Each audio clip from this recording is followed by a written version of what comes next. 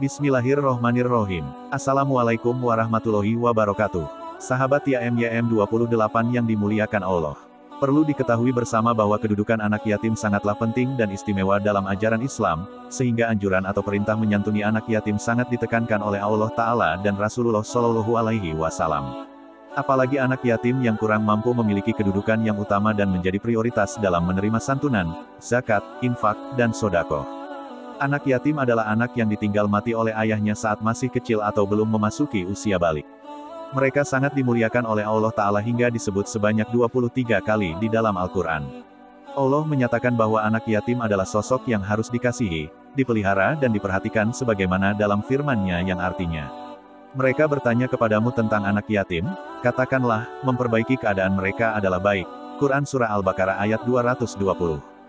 Lantas, apa saja keutamaan dan keistimewaan yang dapat kita peroleh dalam menyantuni anak yatim? Berikut ini penjelasannya yang perlu diketahui setiap muslim. 1. Dijamin akan masuk surga. Seperti yang kita ketahui tujuan hidup manusia di dunia yaitu mempersiapkan bekal untuk kehidupan di akhirat menuju surga yang diidam-idamkan setiap manusia. Sebagaimana dijelaskan dalam hadis dari Ibnu Abbas, Rasulullah Shallallahu Alaihi Wasallam bersabda, orang-orang yang memelihara anak yatim di antara umat muslimin, memberikan mereka makan dan minum, pasti Allah memasukkannya ke dalam surga, kecuali ia melakukan dosa yang tidak bisa diampuni. Hadis riwayat Tirmidzi dalam kitab Al-Bir wa Silahan Rasulillah, 1840. 2. Menjadi teman Rasulullah di surga. Keutamaan menyantuni anak yatim memang begitu dahsyat hingga dapat membuat orang-orang yang melakukannya, akan menjadi teman Rasulullah Shallallahu Alaihi Wasallam saat kelak di surga. Sebagaimana dijelaskan dalam hadis dari Sa'al bin Sa'ad radhiyallahu anhu, dia berkata, Rasulullah Shallallahu Alaihi Wasallam bersabda, aku dan orang yang menanggung anak yatim kedudukannya di surga seperti ini. Kemudian beliau Shallallahu Alaihi Wasallam mengisyaratkan jari telunjuk dan jari tengah beliau Shallallahu Alaihi Wasallam, serta agak merenggangkan keduanya.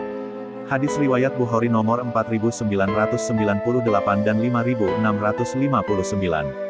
3. Mendapatkan pertolongan dari Allah Ta'ala. Allah tidak hanya menjanjikan surga kepada orang-orang beriman yang mau merawat dan menyantuni anak yatim. Tapi Allah juga akan memberikan uluran tangan kepada orang-orang tersebut ketika mereka mengalami masalah atau kesulitan. Dari Abu Hurairah radhiyallahu anhu, Rasulullah Shallallahu Alaihi Wasallam bersabda, Allah akan menolong hambanya selama hamba itu menolong saudaranya. Hadis riwayat Muslim dan Ashabus Sunan, Sahih Bukhari, Kitab Al-Adab, 5557. 4. Terhindar dari siksaan di akhirat. Tentunya setiap orang tidak ingin merasakan siksaan yang pedih dan menakutkan, oleh karena itu salah satu cara agar terhindar dari siksa akhirat yaitu dengan menyantuni anak yatim. Dari Abu Hurairah, Rasulullah Shallallahu Alaihi Wasallam bersabda, demi yang mengutusku dengan hak, Allah tidak akan menyiksa pada hari kiamat nanti orang yang menyayangi anak yatim, lemah lembut pembicaraan dengannya, serta menyayangi keyatiman serta kelemahannya. Hadis riwayat Tabrani, Imam At-Tabrani, Al-Mujam Al-Awsat, 8346. Hadis nomor 8828. 5. Mendapat gelar abror, orang yang taat kepada Allah. Allah berfirman yang artinya, sesungguhnya orang-orang yang berbuat kebajikan abror, minum dari gelas berisi minuman, yang campurannya adalah air kafur. Yaitu mata air, dalam surga, yang diminum oleh hamba-hamba Allah dan mereka dapat memancarkannya dengan sebaik-baiknya. Mereka menunaikan nazar dan takut akan suatu hari yang azabnya merata di mana-mana. Dan mereka memberikan makanan yang disukainya kepada orang miskin, anak yatim dan orang yang ditawan. Quran Surah Al-Insan ayat 5-6. 6. Sebagai amal untuk bekal di akhirat. Menyantuni anak yatim dapat diibaratkan sebagai investasi amal untuk bekal di akhirat, sebagaimana yang telah tertuang dalam hadis berikut. Dari Abu Hurairah, Rasulullah Shallallahu Alaihi Wasallam bersabda, jika manusia mati atau terputus amalnya, kecuali 3 perkara, sedekah jariah, ilmu yang bermanfaat serta anak saleh yang selalu mendoakannya. Hadis riwayat Muslim. Menyantuni anak yatim termasuk sedekah jariah yang akan membantu kita terhindar dari panasnya api neraka. Dengan memberikan santunan secara rutin kepada anak-anak yatim kita akan selamat di akhirat nanti. 7. Terhindar dari golongan pendusta agama.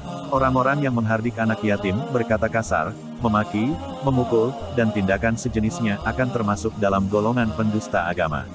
Sebagaimana firman Allah yang artinya, tahukah kamu orang yang mendustakan agama? Itulah orang yang menghardik anak yatim, dan tidak menganjurkan memberi makan kepada anak miskin. Quran Surah Al-Maun ayat 1-3. 8. Dilembutkan hatinya dan dikabulkan hajatnya. Sebagaimana yang diterangkan dalam hadis dari Abu Darda radhiyallahu anhu, ia berkata bahwa Nabi Muhammad pernah didatangi oleh seseorang yang mengeluhkan keras hatinya. Nabi Muhammad menyarankan, apakah engkau suka hatimu menjadi lembut dan kamu mendapat hajatmu keperluanmu? Rahmatilah anak yatim, usaplah kepalanya, dan berikanlah makan kepadanya dari makananmu, niscaya hatimu menjadi lembut dan niscaya kamu akan mendapatkan hajatmu. Hadis riwayat Abdurrazak dalam Musyanafnya 11 halaman 97. Syaikh Al-Albani menyatakan bahwa hadits ini hasan sebagaimana dalam Sahih At-Targhib wa At-Tarhib 2544. 9. Mendapatkan pahala yang berlipat. Pahala ini tidak hanya diberikan kepada kita tapi juga dapat bermanfaat untuk orang lain, bila dilakukan dengan penuh keikhlasan dan hanya mengharapkan ridho dari Allah Ta'ala. Dari Abu Mas'ud, Rasulullah Shallallahu Alaihi Wasallam bersabda, siapa saja yang menyeru pada kebaikan, maka baginya pahala yang sama dengan orang yang mengerjakannya. Hadis riwayat Muslim, Tirmidzi dan Abu Daud. 10. Mendapatkan berkah dari Allah yang berlimpah sebanyak rambut anak yatim yang diusap. Sebagaimana yang diterangkan dalam hadis berikut. Dari Abu Umamah, ia bahwa Rasulullah Shallallahu Alaihi Wasallam bersabda, barang siapa yang mengusap kepala anak yatim karena Allah maka berkat yang banyak dari setiap rambut yang ia usap. Dan barang siapa yang berbuat baik kepada anak yatim perempuan atau laki-laki maka aku dan dia akan berada di surga seperti ini. Beliau menunjukkan merenggangkan antara jari telunjuk dan jarinya. Hadis riwayat Ahmad dan Al-Tabrani dari Abu Umamah. 11. Dimuliakan dan kelimpahan rezeki. Allah akan melimpahkan rezeki dan juga kemuliaan kepada kita yang mengasihi dan menyayangi anak yatim. Dan sebaliknya, orang-orang berkecukupan yang tidak menyantuni dan memuliakan anak yatim, akan Allah Ta'ala kurangi rezeki yang didapat oleh orang-orang tersebut.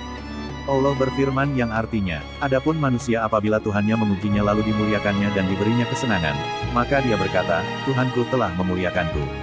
Adapun bila Tuhannya mengujinya lalu membatasi rezekinya maka dia berkata, Tuhanku menghinaku. Sekali-kali tidak demikian, sebenarnya kamu tidak memuliakan anak yatim.